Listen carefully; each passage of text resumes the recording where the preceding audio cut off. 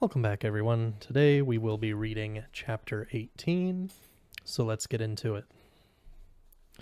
Chapter 18. This is a story we never told to Christopher Plover. Some days you could feel a portal coming on. To everyone else, the day might be sunny and clear, but to us five, the air would feel clammy and charged the way it does before a storm. You could sense the world building up to something, screwing itself to the sticking point. Then we would look at each other conspiratorially and pull our ears. That was the agreed upon sign. And from that point on, we'd be no good for anything else. The madness was on us, and we would fidget feverishly, unable to sit still or read or follow our lessons. Nothing else mattered until someone vanished and the tension finally broke. On other days, Fillory would wrong-foot everyone. You wouldn't see it coming at all. You might not even be able to be in the mood for it. But suddenly, there it would be, and all you could do was give in to its spell as it tore you free of this world. It was one of those days, the second kind, when it happened. A lazy Saturday when the summer sun seemed to be leeching all the energy from the world, leaving us listless and immobile. We couldn't play. We couldn't study. We couldn't stop yawning. Even the effort of going outside to visit the giant bug-eyed goldfish in the stone-rimmed pond in the back of the house would have been unimaginable. Fiona and I were in the library, which was a pleasant room, 2 stories high, with 2 movable ladders, which when rolled into each other at a high rate of speed produced a very satisfying bang. But as a library, it was largely useless. The books were locked away in cabinets and could see their spines through their metal grills, like a forbidden city hidden in the jungle, but you couldn't get at them. As far as I knew, no one could. The keys were lost. There was exactly 1 book in the library that you could read. Somehow it had escaped being incarcerated with the rest of them. It was a catalogue of seashells, a huge volume I could barely lift, and its spine cracked like a pistol shot when you opened it. The photographs were black and white, but about 1 in 50 pages had been hand-tinted in full color. And those shells had a special vivid feel to them, a Fillorian feel. That morning, Fiona and I were leafing through it. The pages were thick and sticky in the heat. They were made of a special glossy paper that was almost rubbery, like the leaves of some huge tropical plant. As usual, we debated the aesthetic merits of the various shells and the possible poisonous properties of their various residents, until suddenly Fiona stopped. She'd slipped her hand under the next page, hoping it would be a colored one, but her fingers found only empty air. It was as though the book had suddenly become hollow. She looked at me and pulled her ear. The page turned all by itself, flipped over by a gust of wind from beneath it, from Fillory. The portal was set directly into the book's enormous page. Appropriately enough, it opened onto the seaside. I recognized it right away as the coast north of Whitespire, where there was a long, graceful bridge of living rock that led to a nearby island. We were looking straight down onto the powdery white sand from above, and the urge to clamber through immediately was almost overpowering. As I watched, Fiona actually did, forgetting Martin, forgetting our pact. She stepped up onto her chair and onto the table, and dropped through the page as neatly as if she were jumping off a high bank into a pond. I didn't. With a titanic effort, I pulled myself away, feeling like I was leaving skin behind, and ran to find my brother. He was by himself in an empty spare room. He was supposed to be working on a sketch of a vase for a drawing class, but when I came in, he was just watching listlessly as the wind pushed a blind in and then sucked it out again. He stood up as soon as I entered. No words were necessary. He knew why I had come. I was sure the portal would be closed, but when we came pelting into the library together, it was still there, waiting for us, or at any rate, waiting for me.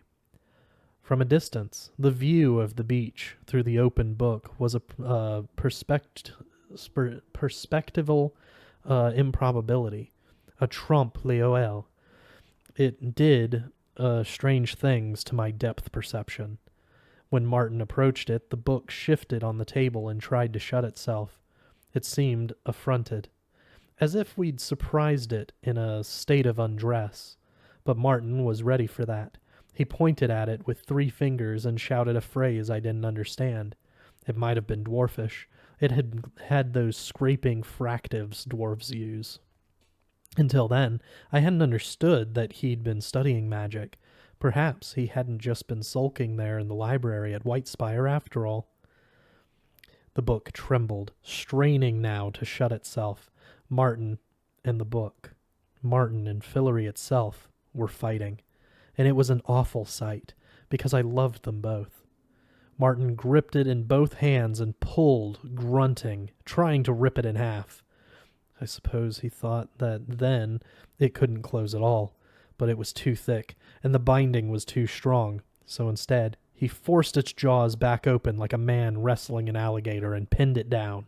He climbed up on the table, and slowly, awkwardly, he got his feet and then his legs and hips through the door in the page. As he did it, the book began to groan horribly, as if the wrongness of it, the violation, hurt it physically.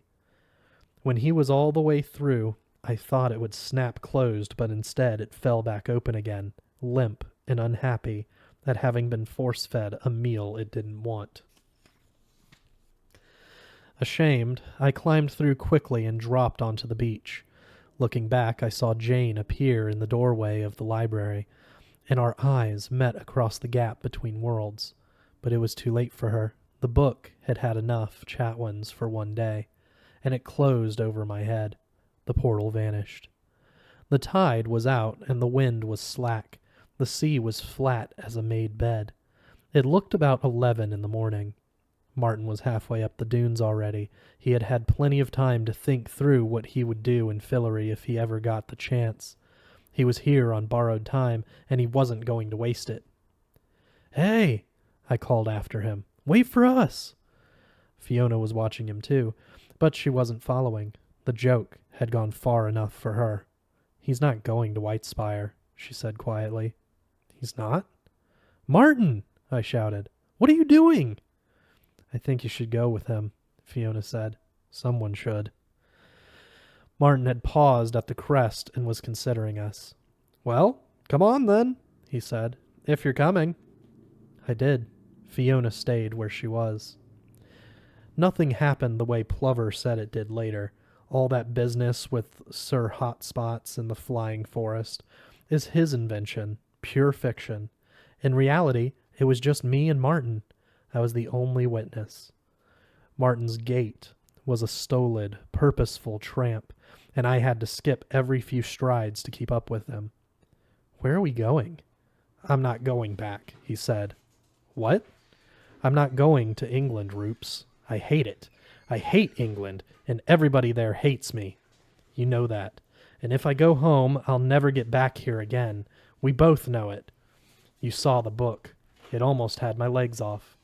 If the Rams want me out, they'll have to throw me out. And when they try, by God, they'll have to fight on their hands." There was no point in arguing with him. There was a bit of our father in Martin. And just then he sounded like father, cursing the Germans, something he used to do often and at great length. "What are you going to do?" "Anything," he said. "Everything. Whatever I have to do." "But what?" "There's something I want to try. I had an idea about a trade." "A trade? With who? What have you got to trade?" "I've got me," he snarled. "For what that's worth." And then, less angrily, in the voice of Martin the little boy who would exist for only an hour or so longer, "Will you come with me?" "All right. Where are we going?" "We're going to see someone. Who knows? Might be you could do a trade with him too. He looked over his shoulder to make sure Fiona hadn't followed us. Then he quickly sketched a square in the air with his fingers. The shape became a window, looking out over a marshy landscape, and he stepped over the sill and through it. The casual speed with which he did this shocked me deeply. We'd seen magic practiced by Felorian sorcerers, but none of us had studied it, or not as far as I knew. Martin must have been practicing secretly for months, leading an entire life that he concealed from us, a secret life within a secret life. I followed him through. Where are we? Northern Marsh, he said. Come on. The ground here was boggy, but Martin picked his way through it with confidence, ever the intrepid explorer. I tried to step where he stepped, but I lost my balance and put a hand down, and it came up covered with black muck. Soon our shoes were full of water, and the marsh was sucking at them as if it liked the taste. I wasn't dressed for this.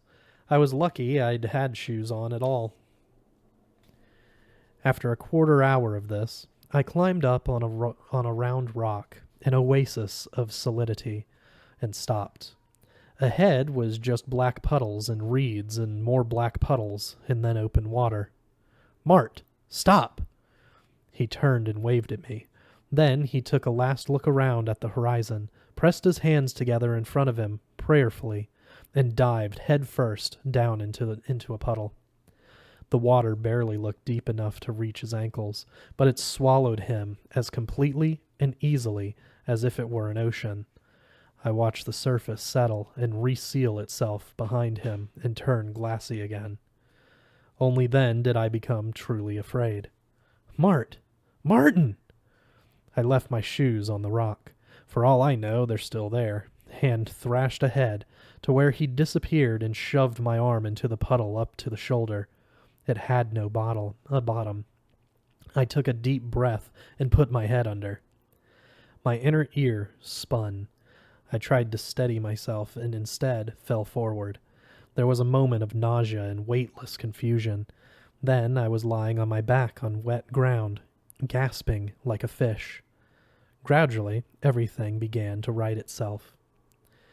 I was lying on the underside of the swamp, the reverse side of the muddy plain I'd just been tramping through. Gravity had turned upside down. If I looked down, I was looking up through the puddles at the blue sky of Fillory. If I looked up, there was only darkness overhead. It was nighttime in the world under the northern marsh, and before me, across a flat plain of black mud and sun-filled puddles, was a fairy castle made of black stone. Its towers pointed down instead of up, but so did everything, including me. This was new. Martin had taken us somewhere truly strange. Fillory was a land of wonders, but this place had an uncanny quality that I can only describe as not correct. It was a place that shouldn't have been, somewhere off the edge of the board, where you weren't meant to put a playing piece down. This wasn't an ordinary adventure, another legend in the making. I knew already that Plover would never hear about it. This was happening off the books. I could have turned back, but I knew that if I did, I would never have a brother again. I also knew that what was happening to him would happen to me too. I would have two more years, 3 at the most. I didn't want the game to be over yet. I'll follow behind Martin at a safe distance, I thought, and watch what he does. Maybe he's found a way out of the maze.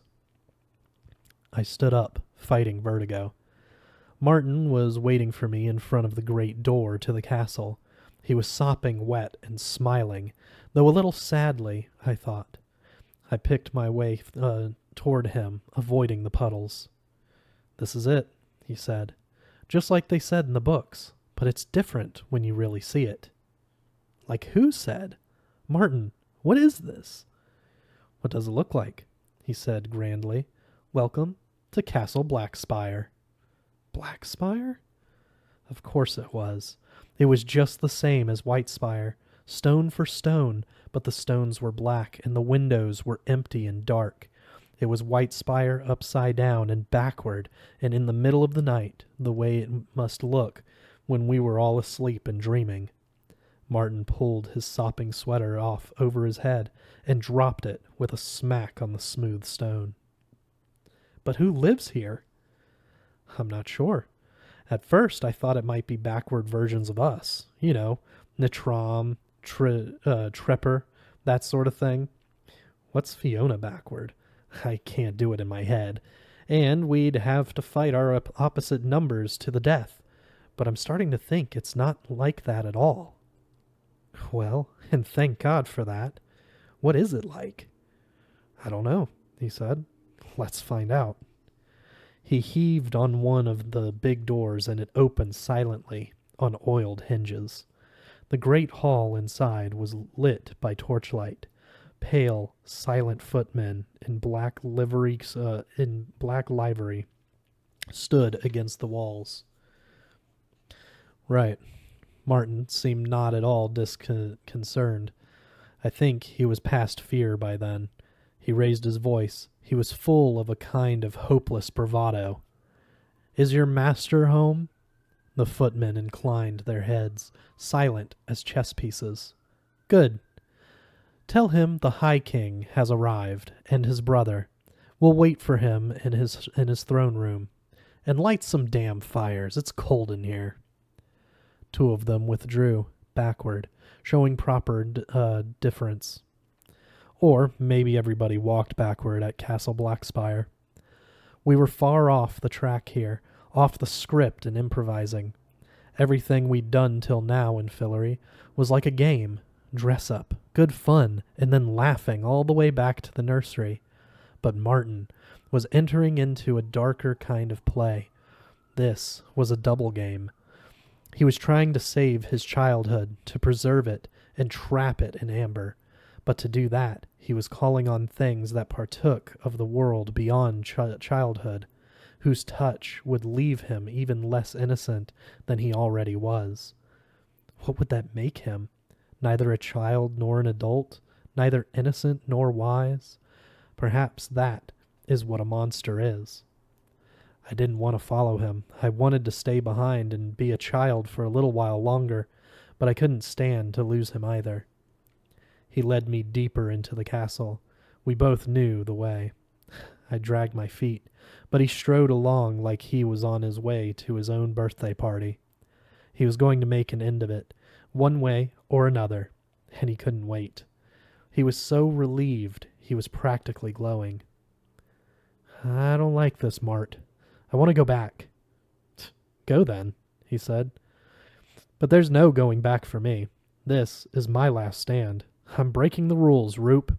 Either I'll break them, or they'll break me. I don't care anymore. Not since Ember and Umber decided to punish me for nothing at all. What rules? I was on the point of tears. I don't understand. He steered us into a dressing room off to one side of the throne room. A chamber where up in Castle Whitespire, up in the world of light and air, foreign dignitaries visited Fillory would await our pleasure. There was a fire here, and I was grateful for the warmth. There were dry clothes, too, in Blackspire colors, and Martin began stripping off. I kept my wet clothes on. I'll tell you how I came to it, he said.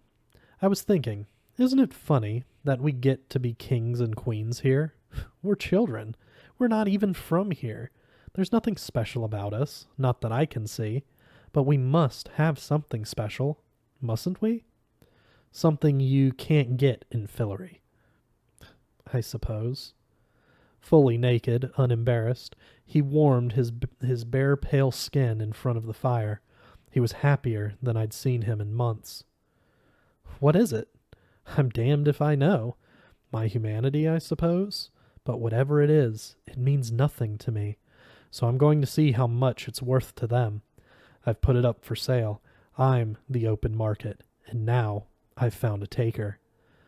We're here to see how much I can get for it. I don't understand. You're going to buy your way back into Fillory? Oh, I'm not doing it like that. I'm not asking for favors. What I want is power. Enough power that even Ember and Umber won't be able to send me home. But Ember and Umber are gods, and maybe I'll be a bit of a god too. But what if... I swallowed, simple child that I was. If you sell part of yourself, what if you aren't Martin anymore? What if I'm not? He said. What good is Martin? Everybody hates him, me included. I'd rather be somebody else, anybody else, even if it's nobody. He picked up a dry shirt from a neat stack of clothes on a chair. I suppose I'm like one of those guests at Maud's parties, the ones who won't go home when it's over, not even after she turns the lights on. But I've got no other home to go to, not anymore. When I look at England now, I see a dead place, Rupert, a wasteland. I won't live in a wasteland. I'd rather die in paradise. The clothes looked rich, and they fit him perfectly, as I knew they would. Cool, shadowy colors, black velvets, and small silvery pearls, like the little sugar balls they use to decorate cakes. He looked very much like a king. Mart, come on, I said, even though I knew from experience that begging only made him angrier. Leave it alone. Let it be how it was. Don't. He jabbed a finger at me. I felt more than 2 years younger than him then. Somewhere he'd learned the secret of a richer, more powerful adult rage. It isn't how it was. It never will be again. They changed the rules on us. So as far as I'm concerned, all bets are off. He cinched his belt tight. If they apologized, if they showed any regret, then maybe. If they would even say why. But they wouldn't. Not them. So I'm off to war, like Daddy. They can't give us Fillory and then just take it away again. The Rams have sunk low, but I'll sink lower. They're bad. I'll be worse. He flung open both doors to the throne room. Mart, who lives here? I asked. Whose house is this? He went in. I hung back in the doorway. The walls of the throne room were lined with more footmen, still and heavy-lidded as frogs. The torches burned strangely, not warm and yellow, but sparking and spitting like holiday fireworks. Here I am, Martin shouted. I couldn't see his face, but I could hear the joy in his voice. He was relishing the rage and shame. I think he'd been keeping them down for a long time, trying to feel nothing at all, and after so much numbness, anything felt sweet, even pain. Well, come on! He spread his arms wide. I've got what you want. Come on and take it. I think I knew then why they did it, why Ember and Umber wouldn't let us stay in Fillory. It wasn't that we were too old or too sinful. It wasn't so that we could spread their wisdom in another world, our world. It wasn't that being in Fillory made you happy, and in its way too much happiness was as dangerous as too much sadness. That is a lie that even Ember and Umber never told. No, it was that Fillory was cruel, as cruel in its way as the real world was. There was no difference, though we all pretended there was. There was nothing fair about Fillory, just as there was nothing fair about people's fathers going to war and their mothers going mad, and the way we among all animals were cursed with a longing for somewhere better, somewhere that never existed and never would. Fillory was no better than our world. It was just prettier. I didn't think those things, not then, but I felt them all when I looked past Martin into the golden barbell eyes of the great ram Umber, the shadow ram. Castle Blackspire was his house. Umber was Martin's byre. Give him credit. Martin took this in stride. Oh, it's you, Is it? He said. Well, come on, you old faker. It's all here and only slightly soiled. Are you ready? Yes, came the resonant reply. Not like Ember's voice, higher and calm and civilized, even urban. I am ready. So go ahead. Take it. Take it all, you bloody coward, and give me what I want. I gave up then. I could have tried one last time to change Martin's mind. I could have tried to drag him out of that room. I could have tried to take his place or to fight a god, but I didn't. I was afraid, and I fled. I ran through the empty halls of the Night Palace and didn't stop till I was lying on my face in the cold mud on the edge of the northern marsh. I never saw my brother again. Martin's disappearance made headlines all over England, pushing even news on the war below the fold. The English love a good tragedy, especially when it involves a child, and this one was a 19 days wonder. Detectives were dispatched to Fowey from Penzance in London and farther away. Dockery House was turned upside down from attic to basement, and Plover's house was too. Notices were circulated. Dogs were loosed. Gardens were dug up. Ponds and fountains were dragged. Men with light builds were lowered into abandoned wells. An amazing number of lost things were recovered. Bicycles, pets, keys, odd items of silver, one or two petty criminals, in one case a rogue bassoon, which had been stolen and then apparently abandoned in a ha-ha when it proved impossible to sell. The bassoonist, having by that time penned for it and then passed away, the instrument was lodged temporarily and then eventually permanently by the police at Dockery House, as if by way of an apology, a sort of replacement for the child they never managed to find. Jane, in her inscrutable way, learned to play it passably well. A cloud of suspicion settled on Christopher Plover, but over time it dispersed, as clouds will, pausing on its way to shadow a few of the less savory locals in turn, but always inconclusively. Truth to tell, Plover was a little heartbroken when Martin disappeared. There was no evidence and no arrests were ever made. We children knew where Martin had gone, of course, more or less, though I never told the others everything I knew. I never told them it was Umber who'd taken Martin's offer. I didn't have the heart to do it. I think the adults knew we were keeping something to ourselves, but they could never put their big, clumsy, groping fingers on what it was. It was our shared secret. But we didn't all feel the same way about what he'd done. Helen in particular, always the Arch Romsian, was scathing about it, excoriating Martin for defying Ember and Umber's will as she saw it. But I believe that we all understood it and even, on some level, admired it. I know that I did. It must have taken great will and resourcefulness to seek out Umber, to strike the deal, and then to go through with it. He was many things, and God only knows what he is now. But Martin was not stupid, and he wasn't a coward. Though it was difficult to reconcile Martin's escape into Fillory with the damage it caused in the real world. One of the secrets Martin must have learned down below the northern marsh was how not to care about some things, and there was power in that. The power to live as though his actions had no consequences. It fell to us to witness the consequences, and they were ugly.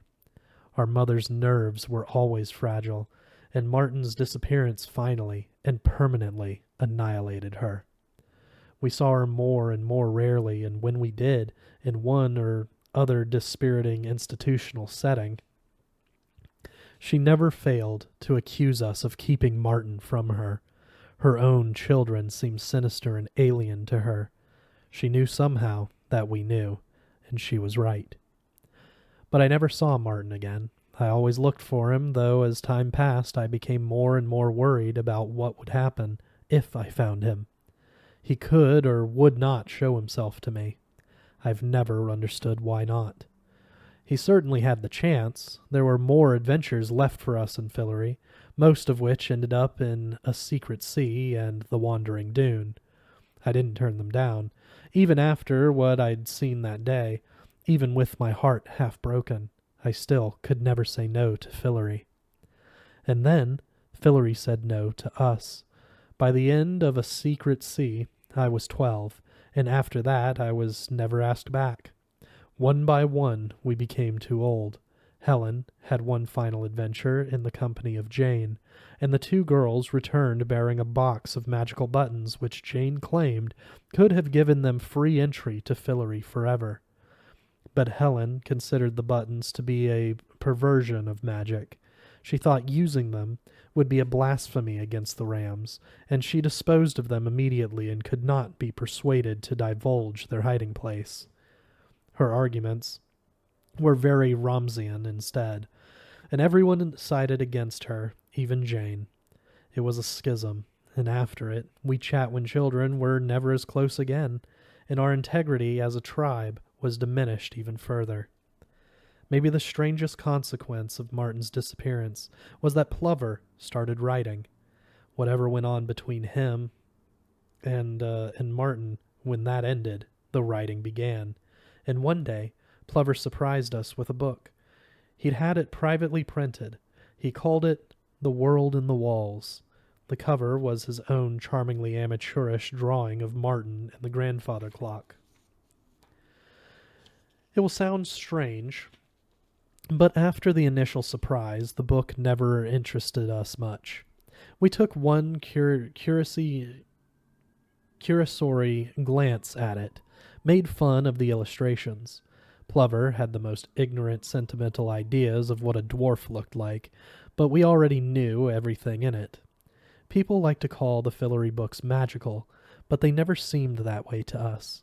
If you've seen magic, then the Fillory books are very pale imitations indeed. Plover's words were like dried flowers, stiff and crumbling, crushed flat between pages, when we'd had the living, blooming blossoms all around us. Now all I can see is how simple he made everything sound. Reading the Fillory books, you would think that all one has to do is behave honorably and bravely, and all will be well. What a lesson to teach young children! What a way to prepare them for the rest of their lives! We, each of us, on our own found ways to get on without Fillory. The real world was not as fantastical and brightly colored as Fillory, but it was very distracting nonetheless, and if it didn't contain any Pegasi or giants, it was absolutely teeming with girls who seemed almost as magical and dangerous. Fillory was sweet, but this world was very savory. It was easy to let Fillory go, even when every football match and scholarship examination and furtive kiss told you to stop fighting. Forget it. Let it be. Leave it behind. We talked about Fillory less and less among ourselves, and we went to Plover's less and less, and the whole business began to seem less and less real. By this time the books had begun to sell too, and a miraculous rain of money began to fall upon us. We wouldn't have said it out loud, or even to ourselves, but it was as if we had sold Fillory itself, or rather, we'd sold its realness. Reduced it to the status of a children's fantasy, in exchange for regular and startlingly large payments into accounts which would come under our control when we were 21. By the time I was 17 and sitting an entrance exam for Merton College, Oxford, I'm not entirely sure I believed in Fillory at all anymore. Jane did. She never stopped looking for the buttons that Helen hid, and when she disappeared at 13, I believe that she found them. But she knew better than to try to take me with her, and none of us tried to follow her. When she did not return, I could only assume that she went down the same path that Martin did. It has been years now since Helen or Fiona or I have mentioned Fillory to each other, except as it pertains to our finances. We don't talk about Martin or Jane. In their way, they've come to seem as fantastical to us as the Cozy Horse. Without those things, we've got very little to talk about at all, and I would pay any price not to have to suffer any more of Helen's glittery-eyed, American-accented chatter about Jesus.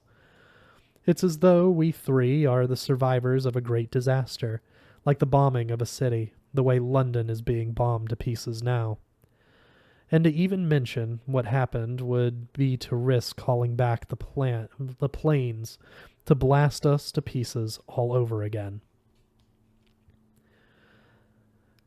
I wouldn't even have written this much had it not been for the events that have overtaken Britain and the world in the past 3 years. They have driven me to extremes of desperation I would never have thought possible. There is no telling now who will triumph in the present conflict, and there is every chance that the Germans will overrun England itself before it's all over. Perhaps help will come. Perhaps Martin is able to perceive events in this world from wherever he is, and he will come back. If he doesn't care to, I would think that at least Jane would. If they were unable to intervene in the affairs of this world, perhaps Emperor Umber could. That would be a welcome sight. My long-lost brother and sister and the 2 great rams of Fillory, aflame with power, marching abreast on Berlin to chivvy Hitler out of his bunker like a stoat. But they haven't come, and I am beginning to think that they are not going to come. And that is why I am writing these words. This book is a memoir, a secret history, but it is also an act of calculated provocation. I am at present with the 7th Armored Division in Tobruk, in Libya, preparing for a battle tomorrow with Rommel and his panzers. I, Rupert Chatwin, a king of Fillory, who rode a griffin against the armies of the White Spire King, who beat the White of the West in single combat and broke his back, will fight the Germans in an obsolete crusader tank full of lice and the stink of me and my comrades in arms. That has already leaked oil across half of northern Africa.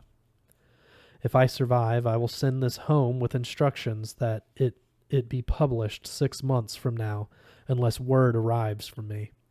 The news that Fillory is real will be splashed across every paper in Britain, unless you agree to take me and my family back. Yes, I address you directly, Ember and Umber, Martin and Jane. If not me, then save my wife and my child, your only nephew. That is all I ask. Surely it is within your power. Surely you can find it in your hearts. But if that is still not enough, then I offer you goods in trade. I was not completely honest before. When I left Castle Blackspire that day, I did not leave empty-handed. Blackspire is Whitespire's twin, and I knew where the treasure room was, and I knew how to open it. Even in my fear and grief, I was still selfish enough and spiteful enough to plunder it for whatever I could carry. I wasn't an adept like Martin, but even I could recognize power when I saw it. I took a blade and a spell, and I believe they are very powerful indeed. They are of the old workings, the very strongest stuff. You can come and try to take them from me, but I think you will not. Here, I offer them to you freely, if you will do this thing. For the love of God, Ember and Umber, Martin and Jane, or for the love of whatever it is that you hold sacred, if you are reading these words, take us back to Fillory. For all the ways I have betrayed you, I beg your forgiveness. I will atone for my sins any way you like, if you will open the door again one last time for me and my family. I was once a king of Fillory, but I will return as your lowliest servant if you will only open the door. I am begging you now. When I turn this page, I want you to open the door. The book ended there. Plum let it lie open on her lap. It felt like it weighed approximately 1,000 pounds. She couldn't look at Quentin. She didn't want to share this moment with him. Maybe she would in a moment, but not yet. They hadn't come. They hadn't saved him, and Rupert's stolen goods had stayed stolen, and he died there in the desert, though his wife and child, Plum's grandfather, had survived anyway. The blade, that was what Betsy took. At first, Plum wondered about the spell, but it was there too, cut up and bound into the notebook at the end, on lumpy parchment slightly smaller than the pages around it. A dozen leaves of closed writing in a foreign script. Then it all went blurry, because Plum's eyes were full of tears. She had denied it all her life, that any of it was real, but not anymore. Not after this, and not after what the girl in the mirror had shown her. It had really happened. It wasn't just a story. It was a true story. It had found her, drawn her into its pages, and now it was time for her to play her part in it. Fillory had chewed up her ancestors and spat them out. Now it was hungry again and coming for her, and she would have to find a way to face it. She put her head in her hands and leaked some more tears. There, in the lobby of the Aminia train station. After 5 minutes, she got up and went to the snack bar for some napkins to blow her nose. "Quentin," she said when she got back, "I think Fillory was real." It was hard to force the words out.